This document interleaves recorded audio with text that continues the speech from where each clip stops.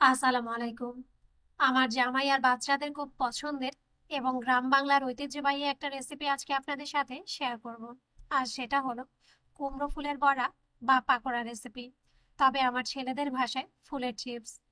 এখন প্রথমেই আমরা পাকোড়ার জন্য ফুলের প্রিপারেশনটা দেখে নেব। তাই এখানে আমি অনেকটা পরিমাণ কুমড়ো ফুল নিয়ে নিয়েছি। আর একটু খেয়াল করুন, প্রতিটা ফুলের মধ্যেই কিন্তু আমি কিছুটা পরিমাণ কুমড়োর ডাঁটা রেখে দিয়েছি।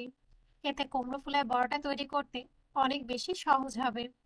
সেই সাথে ফুলের মাঝখানে যে রেণুর অংশটা থাকে সেটা কিন্তু আমি বাদ দিয়ে নিয়েছি এবং কুমড়োর ডাঁটার উপরের ছালটাও পরিষ্কার করে নিয়েছি। এখন ধুয়ে পরিষ্কার করে নেওয়া এই কুমড়ো ফুলটা দিয়ে কিন্তু আজকের বড়াটা আমরা তৈরি করে নেব। আর এ পর্যায়ে পাকোড়ার জন্য মুচমুচে ব্যাটারটা তৈরি করে নেব। এর জন্য একটা স্ট্রেনারের মধ্যে দিয়ে দেব মেজারমেন্ট কাপের 1 কাপ পরিমাণ বেসন, 2 টেবিল চামচ চালের গুঁড়ো, 2 টেবিল চামচ কর্নফ্লাওয়ার, 1/4 চা চামচ বেকিং সোডা। এখন এই সবগুলো উপকরণ খুব ভালোভাবে চেলে নেব।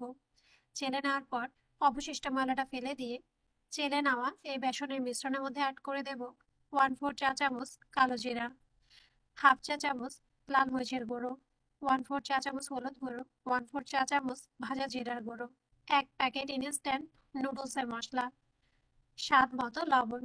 এখন এই সবগুলো উপকরণ খুব ভালোভাবে একসাথে মিশিয়ে নেব। মেশানো হয়ে গেলে এ পর্যায়ের মধ্যে অ্যাড করে দেব মেজারমেন্ট কাপের 1/2 কাপ থেকে 1/4 কাপ পর্যন্ত পানি। মানে হলো, পানিটা কিন্তু একবারেই বেসনের এই মিশ্রণের মধ্যে দেওয়া যাবে না। 2 থেকে 3 ধাপে পানিটা দিয়ে, বেশি ঘনও না আবার বেশি পাতলাও না, ঠিক এই থিকনেসে একটা ব্যাটার তৈরি করে নেব। আর অবশ্যই কিন্তু একটা হুইপ চামচ দিয়ে ব্যাটারটা একেবারে ফ্লাফি করে তৈরি করে নিতে হবে।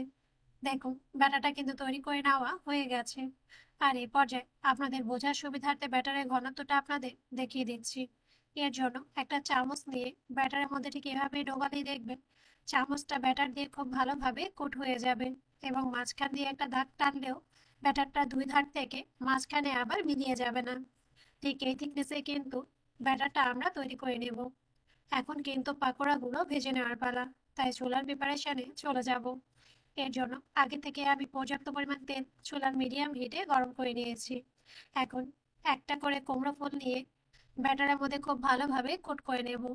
এরপর তেলের মধ্যে ছেড়ে দেব এবং সেম ভাবে একবারে 3 থেকে 4টা করে কুমড়োর ফুল তেলের মধ্যে দিয়ে দেব।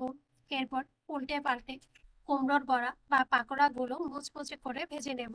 আর কিছুটা সময় ভেজে নিলেই দেখবেন পাকোড়ার মধ্যে খুব সুন্দর একটা গোল্ডেন ব্রাউন কালার চলে এসেছে। আর এই পর্যায়ে আবার একটা তেলের চামচ দিয়ে তুলে পাকোড়াগুলো একটা কিচেন টিস্যুর ওপর নিয়ে নেব। আর এরই সাথেই কিন্তু তৈরি হয়ে গেছে সুপার ক্রিস্পি, দারুণ মজার ফুল চিপস কুমড়ো পাকোড়া বা কুমড়োর বড়া। তো আপনারা কিন্তু অবশ্যই এটা বাসায় ট্রাই করে দেখবেন। আজ এই পর্যন্তই। আল্লাহ হাফেজ।